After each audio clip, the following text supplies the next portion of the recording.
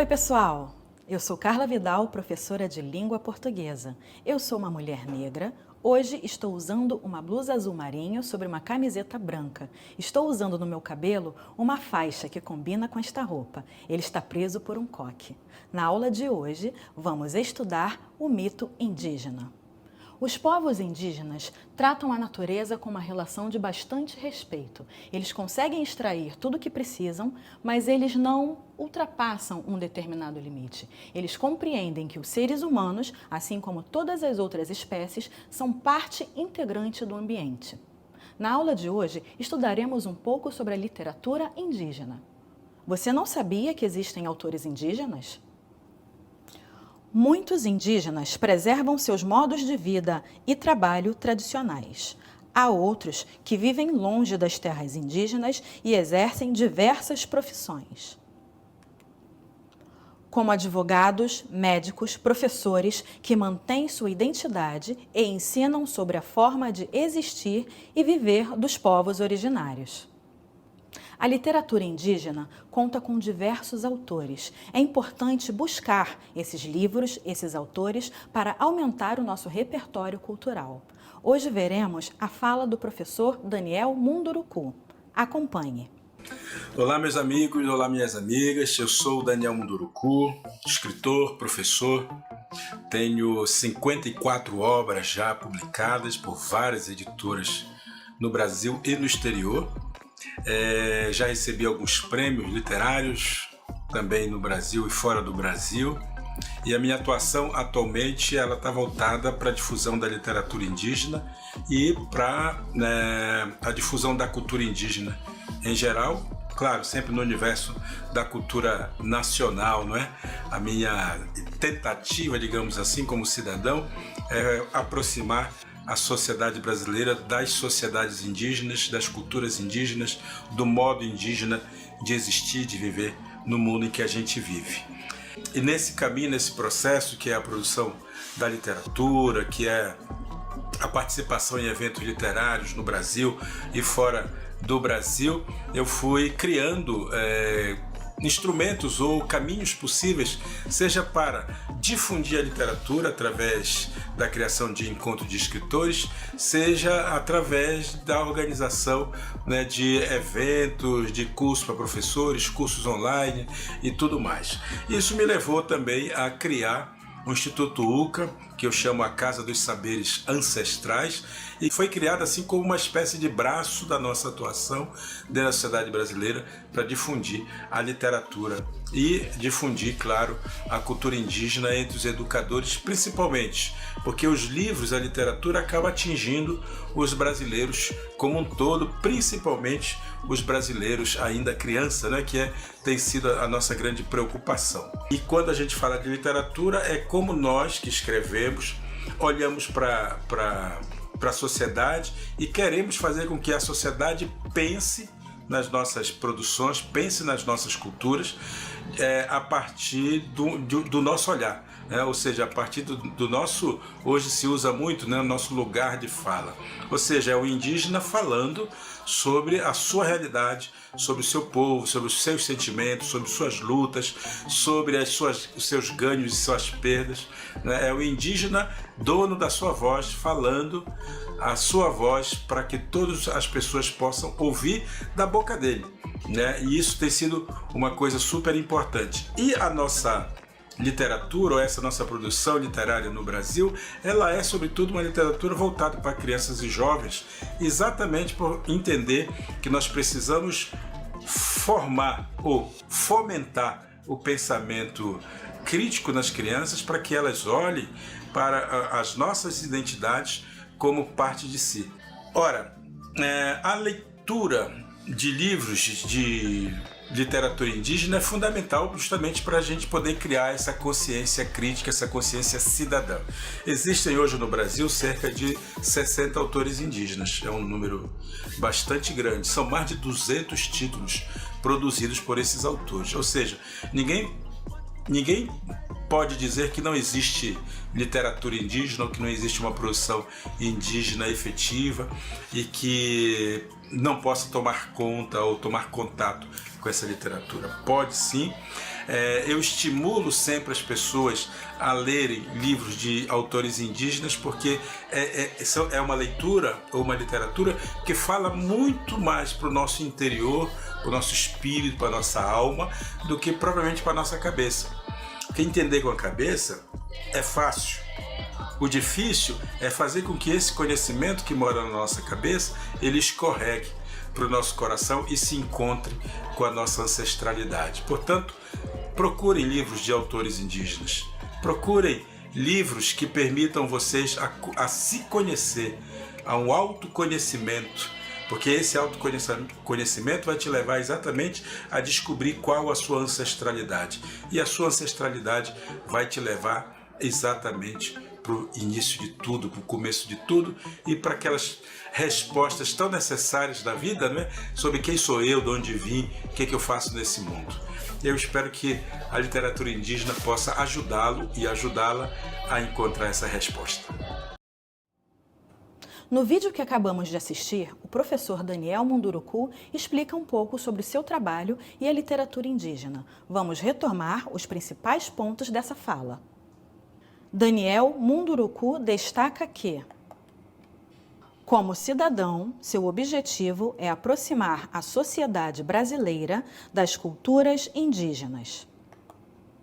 Seu trabalho está voltado para a difusão das culturas indígenas por meio da literatura.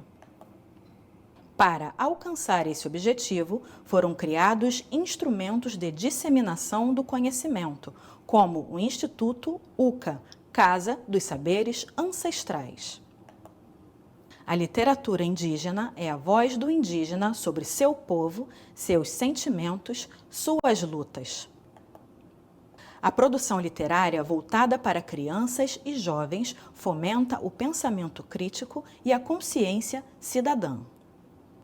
Na Multirio, nós temos algumas informações, artigos, reportagens, matérias sobre a literatura indígena. Eu recomendo a você a leitura de uma delas.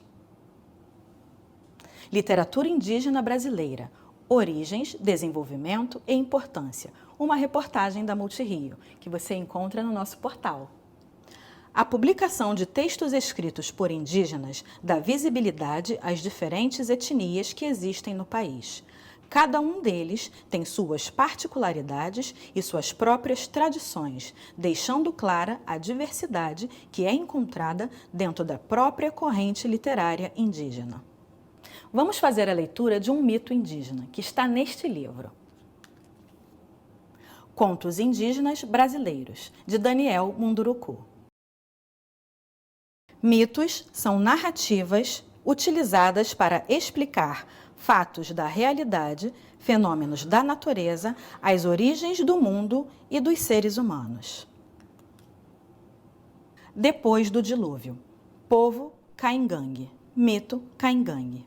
Os velhos do povo Caingangue contam aos seus netos que, nos tempos criadores, a terra viveu um grande dilúvio. Choveu tanto, mas tanto, que ficou para fora apenas o pico da serra Crinjinjimbê.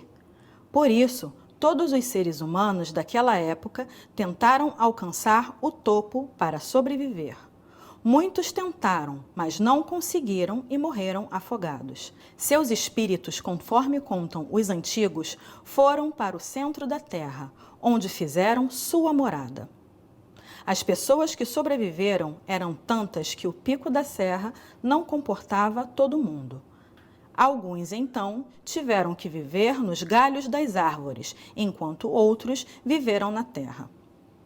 Passaram-se muitos e muitos dias e todos já estavam desanimados com a chuva que não parava e a água que não baixava. Algumas pessoas já passavam mal, de fome, pois nada mais tinham para comer. Quando tudo parecia perdido, os homens ouviram bem ao longe um canto conhecido por eles. Era o canto das saracuras, que traziam, dentro de seus papos, terra para aterrar o dilúvio. Imediatamente, todos passaram a gritar, pedindo socorro às aves que, compadecidas, atenderam ao pedido dos humanos. Com a ajuda de outras aves, as saracuras fizeram um grande dique por onde atravessaram os homens. Infelizmente, como houve demora no atendimento, os homens que estavam sobre as árvores acabaram virando macacos e saíram pulando de galho em galho. Contam os antigos que, como as saracuras vinham de onde o sol nasce, as águas acabaram correndo todas para o poente, indo em direção ao grande rio Paraná. É hora de relembrar os momentos da narrativa. Situação inicial, geralmente coincide com o começo da história, apresentação de personagens, tempo e espaço onde se desenvolverá a trama. Conflito gerador é o fato que dá origem à narrativa, que torna possível o desenvolvimento do enredo. Clímax é o momento de maior tensão, o mais emocionante da narrativa. Desfecho, parte do texto em que o leitor conhece o resultado das ações dos personagens. Vamos identificar os momentos da narrativa retomando o texto. Situação inicial. A narrativa situa o tempo, o local, o espaço e os personagens que participarão. O povo Caingangue. Conflito gerador é a parte que mostra o que as pessoas precisaram fazer para sobreviver. Clímax, o momento de maior tensão da narrativa. Como as pessoas conseguiram sair daquele apuro? Quem foi que as orientou e ajudou? Desfecho. Com a ajuda das saracuras, eles conseguiram sair daquele apuro. Entretanto, como foi um pouco demorada essa ajuda, alguns continuaram como seres humanos e outros se transformaram em outras coisas, se adaptando ao meio. Na visão dos povos indígenas, o ser humano é parte integrante na natureza. Não existe essa relação de superioridade. Por isso, eles se comunicam livremente com animais, com plantas, como foi o exemplo do mito que acabamos de ler. É hora de revisar o conteúdo da aula de hoje. Na aula de hoje, vimos que existe uma vasta produção literária indígena. Compreendemos que a literatura indígena é a voz do indígena sobre seu povo, seus sentimentos e suas lutas. Lemos um mito indígena e identificamos os momentos da narrativa, situação inicial, conflito gerador, clímax e desfecho. Compreendemos que na visão indígena, o ser humano integra o ambiente, assim como os elementos da natureza, as plantas e animais. Estamos chegando ao final da nossa aula. É hora do desafio. Desafio. Procure na sala de leitura da sua escola livros que contenham narrativas indígenas. Embarque no universo dessas leituras. Selecione uma de sua preferência e identifique nela os elementos estruturais, situação inicial, conflito gerador, clímax, desfecho. Chegamos ao final de mais uma aula e eu espero que você tenha aproveitado bastante. Até a próxima!